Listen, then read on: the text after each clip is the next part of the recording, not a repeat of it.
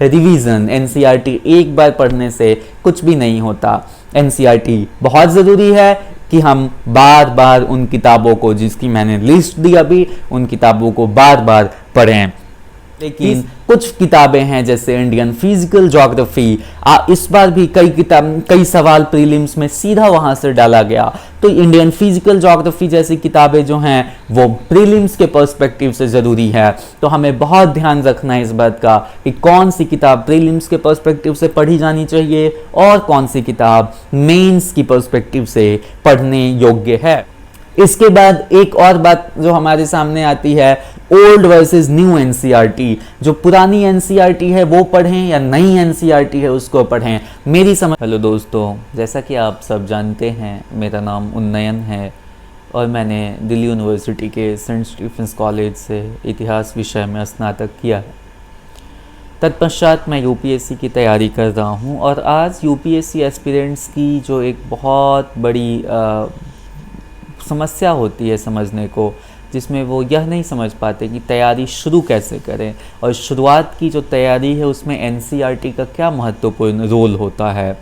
आज हम उस मुद्दे पे बात करेंगे। एनसीईआरटी को कहा जाता है कि वो फंडामेंटल किताबें होती हैं, न सिर्फ यूपीएससी के लिए बल्कि अन्य भी जो प्रतियोगी परीक्षाएं हैं जहां सामान्य अध्ययन के विषय पूछे जाते हैं, उन सभी परीक्षाओं में एनसीईआरटी का एक बेहद ख़ास रोल है। इसके पीछे कारण पहला यह है कि एनसीईआरटी की किताबें अच्छे अनुसंधान और एक कलेक्टिव रिसर्च की वजह से प्रोड्यूस होती हैं। ये पहली बात होती है। अच्छे अच्छे प्रोफेसर्स ने उन किताबों को लिखा होता है और एनसीईआरटी जो है वो बहुत सार गर्भित होती है, इसलिए भी लोग एनसीईआरटी को पढ़ना पसंद करते हैं। इसके अलावे यह बात भी है कि एनसीईआरटी अलग अलग विषयों की अलग अलग स्तर में अलग अलग कक्षाओं में उपलब्ध है, जिस वजह से एनसीईआरटी बच्चों की चहेती किताब बन जाती है यूपीएससी की तैयारी के दौरान। एनसीईआरटी में हम सबसे पहले ये बात करते हैं कि किन किन विषयों की एनसीईआरटी आती है। ऐसे तो साइंस, मैथ्स, इंग्लिश, संस्कृत एवं अन्य विषयों की भी एनसीईआरटी आती है, लेकिन इस वीडियो में हम सिर्फ यूपीएससी में काम आने वाले एनसीईआरटीज़ की बात करेंगे। अगर आप बिल्कुल नए हैं और बिल्कुल आपको किसी भी तरह की कोई समझ नहीं है, तो चुपचाप हर व्यक्ति जो यूपीएससी की तैयारी करना शुरू करता है उसके लिए यह उसका कर्तव्य है कि वो कक्षा 6th क्लास की एनसीईआरटी को उठाए और उसको पढ़ना शुरू करे। 6ठी से 8वीं तक की एनसीईआरटी में हिस्ट्री, ज्योग्राफी। इंटरप्शन के लिए माफ़ी चाहूँगा दोस्तों, जैसा कि आपको पता है कि अभी यूपीएससी 2020 का रिजल्ट आ चुका है और रिजल्ट इस बार बेहद ही शानदार रहा। अनअकैडमी के थ्रू टॉप 20 में 7 लर्नर्स का सिलेक्शन हुआ है, जिसमें 2nd रैंकर जागृति अवस्थी और 9th रैंकर अपाला मिश्रा जो अनअकैडमी की लर्नर्स रह चुकी है। दोस्तों, अगर आप भी यूपीएससी की तैयारी करना चाहते हैं तो आज ही अनअकैडमी का सब्सक्रिप्शन लीजिए। दोस्तों, अनअकैडमी आपके लिए लेके आया है यूपीएससी सीएससी मेगा कॉम्बैट। यह कॉम्बैट 28 नवंबर को 11 बजे है, जिसमें आपको 60 मिनट में 56 क्वेश्चन करने होंगे। यह हिंदी और इंग्लिश दोनों लैंग्वेज में है। इस कॉम्बैट में अगर आपकी रैंक 1 to 3 आ जाती है तो 100% स्कॉलरशिप मिलेगी आपको। अगर आपकी रैंक 4 to 10 आ जाती है 75% स्कॉलरशिप मिलेगी, जैसा कि आप अभी कैलेंडर में देख रहे हैं। दोस्तों, अगर इसके अलावा अनअकैडमी का न्यू बैच 24 नवंबर को स्टार्ट होने जा रहा है। इसके अलावा अनअकैडमी लेकर आया है कंप्लीट टेस्ट सीरीज, जिसमें अगर आप ऑप्शनल की टेस्ट सीरीज लेना चाहते हैं, जिसमें 21 टेस्ट सीरीज है, 16 सेक्शनल टेस्ट और 5 फुल लेंथ टेस्ट। इसके अलावा अगर आप प्रीलिम्स और मेंस की टेस्ट सीरीज लेना चाहते हैं तो इसमें 80 टेस्ट सीरीज है, जिसमें 50 प्रीलिम्स के लिए और 30 मेंस के लिए, जिसकी वर्थ 45,000 है। और ये टेस्ट सीरीज इंडिया की सबसे टॉप फैकल्टीज द्वारा एनालिसिस करके बनाई जाती है, साथ ही साथ जो यूपीएससी के पैटर्न पर आधारित बनाई जाएगी। इसके अलावा एलएमपी के माध्यम से आप अपने पर्सनल कोचिंग से अपने सारे डाउट्स क्लियर कर सकते हैं। इसके अलावा आप बहुत ही नॉर्मल फैमिली से हैं तो अनअकैडमी लेकर आया है लर्न फॉर यूपीएससी, जिसका एंट्रेंस रेट 0% है और हिडन चार्जेस कुछ भी नहीं है और भी बहुत कुछ है। दोस्तों, इन सारे कोर्सेज में इनरोल होने के लिए डिस्क्रिप्शन में दिए गए लिंक पर जाएं और आज ही अपने सुनहरे सपनों को साकार करें।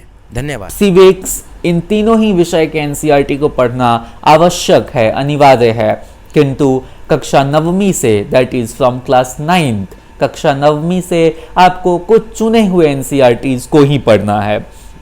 मसलन कक्षा 9वीं में आपके पास भूगोल है, आपके पास इतिहास भी है, लेकिन कक्षा 9वीं के इतिहास का इतना महत्वपूर्ण रोल नहीं है, लेकिन भूगोल बहुत अच्छा है। तो 9वीं का भूगोल, कक्षा 9वीं में अर्थशास्त्र है, इकोनॉमिक्स है, 9th क्लास में हमारे पास सिविक्स भी है। इन तीनों ही विषय के एनसीईआरटी को पढ़ना है। आगे हम बढ़े तो कक्षा 10वीं है और 10वीं में हमारे पास अगेन कुछ विषय हैं जो बहुत महत्वपूर्ण है, जैसे कि अर्थशास्त्र, इकोनॉमिक्स, सिविक्स, पॉलिटिकल साइंस की। इसके बाद ज्योग्राफी जो है 10वीं की, जो मानव भूगोल की बात करती है, ह्यूमन ज्योग्राफी की बात करती है। और हमारे पास हिस्ट्री भी है, लेकिन हिस्ट्री की महत्ता कक्षा 10वीं में भी कम है एनसीईआरटी के मामले में। कक्षा 11वीं बहुत महत्वपूर्ण है यूपीएससी की तैयारी के दौरान। कक्षा 11वीं की जो भूगोल है एनसीईआरटी, वो 2 किताबें हैं। उन दोनों ही किताबों, एक में भारत का भौतिक भूगोल और दूसरे में विश्व के भौतिक भूगोल और विश्व की फंडामेंटल ज्योग्राफीज और फंडामेंटल ज्योग्राफिकल फिजिकल फीचर्स जो हैं उसके बारे में भी बात की गई है। तो कक्षा 11वीं के एनसीईआरटीज में सबसे ऊपर जो आता है वो भूगोल है। इसके बाद कक्षा 11वीं में लोग हिस्ट्री भी पढ़ना पसंद करते हैं, क्योंकि वर्ल्ड हिस्ट्री से सवाल आता है और वर्ल्ड हिस्ट्री महत्वपूर्ण हो जाता है, खास तौर पे जो अंतिम के विषय हैं, अंतिम के जो चैप्टर्स हैं हिस्ट्री के, उनको लोग पढ़ते हैं। इसके अलावा कक्षा 11th में एक किताब है पॉलिटिकल साइंस की। अब सिविक्स नहीं रहा, पॉलिटिकल साइंस हो जाता है कक्षा 11वीं से। वो उस किताब का नाम है constitution eight walk. Constitution eight walk एक ऐसी किताब है जिसको कहा जाता है कि लक्ष्मीकांत पढ़ने से पहले इंसान को उस किताब की जानकारी होनी चाहिए और कम से कम एक बार उस किताब को ज़रूर पढ़ा जाना चाहिए।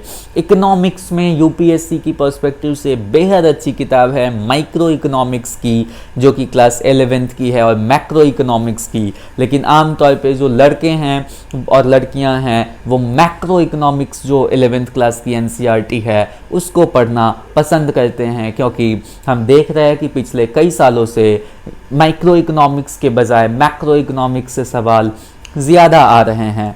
पहले कक्षा 11वीं के अर्थशास्त्र में एक और विषय था जिसको हम लोग कहते हैं इकोनॉमी ऑफ इंडिया।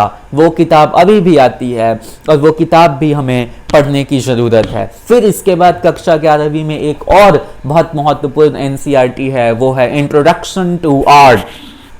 जो आर्ट एंड कल्चर है उसमें नितिन सिंघानिया जैसी बड़ी बड़ी किताबों को पढ़ने से पहले ये ज़रूरी है कि हम इंट्रोडक्शन टू इंडियन आर्ट, जिसमें पेंटिंग्स, म्यूजिक, जिसमें आर्किटेक्चर की बात की गई है, भारत के एंशिएंट पीरियड में, मिडाइवल पीरियड में, इवन मॉडर्न पीरियड के आर्किटेक्चरल स्टाइल्स को डिस्कस किया गया है, वो भी पढ़ना बहुत आवश्यक हो जाता है। कक्षा 11वीं से सिर्फ इतना ही। किंतु जब हम कक्षा 12वीं की बात करें तो कक्षा 12वीं में जो भूगोल है वो दोनों ही किताबें भूगोल की, यानी कि जो भारत की ह्यूमन ज्योग्राफी की है और जो वर्ल्ड की ह्यूमन ज्योग्राफी की है उसको पढ़ना नितांत। अगर हम क्लास 12th में हिस्ट्री की बात करें तो 3 किताबें आती हैं भारत के मध्यकालीन, प्राचीन और आधुनिक इतिहास की, और ये तीनों ही जो विषय हैं, तीनों ही जो किताबें हैं इतिहास विषय के अंतर्गत, इन तीनों ही किताबों की बहुत अधिक महत्ता है और हमें आवश्यक तौर पे इन तीनों किताबों को पढ़ना चाहिए। क्लास 12th के अगर हम इकोनॉमिक्स की बात करें तो उतना महत्वपूर्ण नहीं होता है, लेकिन अगर आप चाहें तो उसको पढ़ सकते हैं। इसके साथ ही साथ क्लास 12th की जो पॉलिटिकल साइंस में किताब आती है, पहली किताब जो है वो बात करती है इंडिया आज़ादी के बाद कैसा रहा, तो वो बहुत ज़रूरी है प्रीलिम्स के पर्सपेक्टिव से भी और मेंस के पर्सपेक्टिव से भी। एनसीईआरटी की किताब को, उस किताब को, इंडियन पोस्ट इंडिपेंडेंट हिस्ट्री की जो किताब है उसको पढ़ना बहुत ज़रूरी है। जो दूसरी किताब है पॉलिटिकल साइंस की, वो कंटेम्प्रेरी वर्ल्ड पॉलिटिक्स की बात करती है, और कंटेम्प्रेरी वर्ल्ड पॉलिटिक्स भी बहुत ज़रूरी है हमें समझना। अगर आज हमारे देश में जो या विश्व में जो चीज़ें घट रही हैं, जो बातें हो रही हैं, उनका पिछले 50 साल 40 साल में जो भी इवेंट्स हुए हैं, जो भी प्रक्रियाएं चली हैं विश्व में, उन घटनाक्रमों की जानकारी लेने के लिए हमें ज़रूर उस किताब को पढ़ना चाहिए। क्लास 12 से इससे अधिक किताबें नहीं होती हैं, और कुल मिलाकर मेरी समझ में किताबें तो इतनी ही हैं। अब हम बात करेंगे थोड़ा सा कि एनसीईआरटी को पढ़ा कैसे जाए यूपीएससी के पर्सपेक्टिव से, परिप्रेक्ष्य से। इसमें सबसे पहली बात ध्यान रखनी है कि हमें किसी तरीके की कोई नोट्स नहीं बनानी है, क्योंकि नोट्स अगर आप एनसीईआरटीज़ की बनाएंगे तो बहुत बल्कि हो जाएगा। नोट्स नहीं बनानी है, किताबों को अंडरलाइन करना है जहाँ तक संभव हो, और पूरी किताबों को रंगीन नहीं करना है, बहुत छोटी अंडरलाइनिंग करनी है, ताकि आप जब दोबारा तिबारा उसको रिवाइज करें तो आपको ध्यान रहे। दूसरी बिंदु जिस पे मैं बात करना चाहता हूँ यही है रिवीजन। एनसीईआरटी एक बार पढ़ने से कुछ भी नहीं होता। एनसीईआरटी बहुत ज़रूरी है कि हम बार बार उन किताबों को, जिसकी मैंने लिस्ट दी अभी, उन किताबों को बार बार पढ़ें।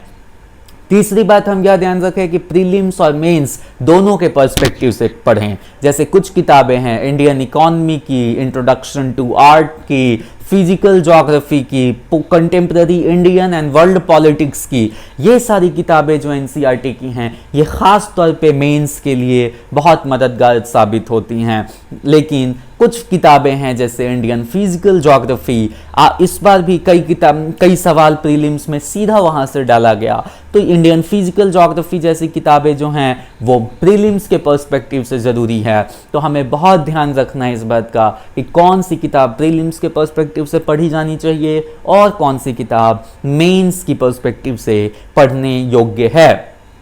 इसके बाद एक और बात जो हमारे सामने आती है, ओल्ड वर्सेस न्यू एनसीईआरटी। जो पुरानी एनसीईआरटी है वो पढ़ें या नई एनसीईआरटी है उसको पढ़ें। मेरी समझ में जो नई एनसीईआरटी है वो ज़्यादा अच्छी और ज़्यादा अपडेटेड किताब है, ज़्यादा अच्छे से रिसर्च करके लिखी गई किताब है। आप हमेशा एप्पल आईफोन 13 चाहेंगे, 12 नहीं, तो वो बात हो जाती है कि वेल रिसर्च्ड किताबें हैं, जो पुराने अनुसंधान थे उन विषयों पर, उनको आगे बढ़कर देखा गया, तो हमें पता चला कि इतिहास में और भी तरीके से पढ़ा जा सकता। जैसे पुराने और नए एनसीईआरटी का अंतर बताऊं तो हिस्ट्री में सिर्फ जहां पॉलिटिकल प्रोसेसेस पे फोकस होती थी, वहीं नए एनसीईआरटी में सोशल इकोनॉमिक प्रोसेसेस पे भी अब हमें फोकस दिखता है। तो इसलिए old versus NCERT, old versus new NCERT की डिबेट में नहीं जाना है हमें आराम से न्यू एनसीईआरटीज पे भरोसा करके उसको पढ़ना है। सबसे अंतिम बात जो मैं एनसीईआरटी और यूपीएससी के पर्सपेक्टिव से कहना चाहता हूँ ये कि एनसीईआरटी इज़ वेरी गुड, लेकिन सिर्फ एनसीईआरटी नहीं। आप जितनी जल्दी इन किताबों को ख़त्म कर लें, आप एडवांस बुक्स की तरफ उतने अच्छे से जा पाएंगे। आप जितनी जल्दी इन बुक्स को रिवाइज कर लें, आपको एडवांस किताबों को पढ़ने में उतनी ही आसानी होगी। इसलिए ज़रूरी है कि हम शुरुआत में और बहुत जल्द और बहुत कम समय में एनसीईआरटीज़ को ख़त्म करें, ताकि हमारे यूपीएससी की जर्नी में एनसीईआरटी नाम का जो रोड़ा है, जो हर्डल है, उसको जल्द से जल्द क्रॉस किया जा सके। लेकिन इसी वक्त हमारी जो ये प्रक्रिया है एनसीईआरटी पढ़ने की, उसको एंजॉय करना, उसका आनंद भी लिया जाना चाहिए एस्पिरेंट्स के द्वारा। बहुत शुक्रिया, मिलते हैं अगले वीडियो तक।